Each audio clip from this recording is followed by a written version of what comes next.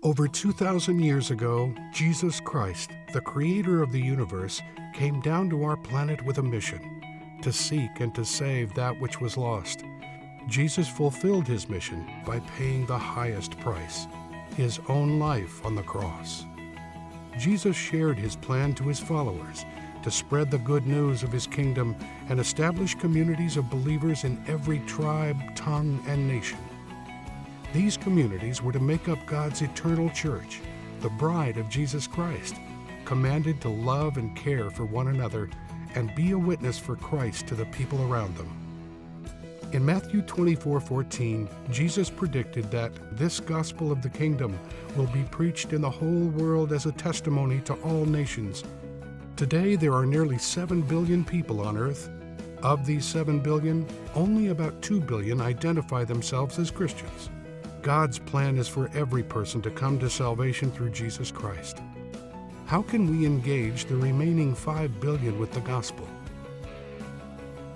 Working together with the body of Christ, the Global Church Movements, or GCM, of Campus Crusade for Christ aims to achieve the following goals by the end of 2020.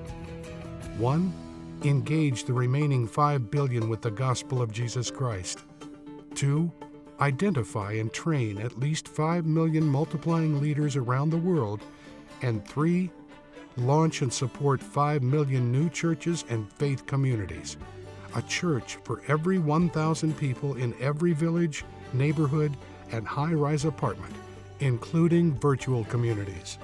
For GCM, a church or faith community is defined as 10 or more believers who regularly gather for worship, prayer, Bible teaching, and fellowship, actively share the good news of God's kingdom to others, make disciples and multiply themselves, impact their communities with righteousness, are biblical, missional, multiplying, and locally sustainable.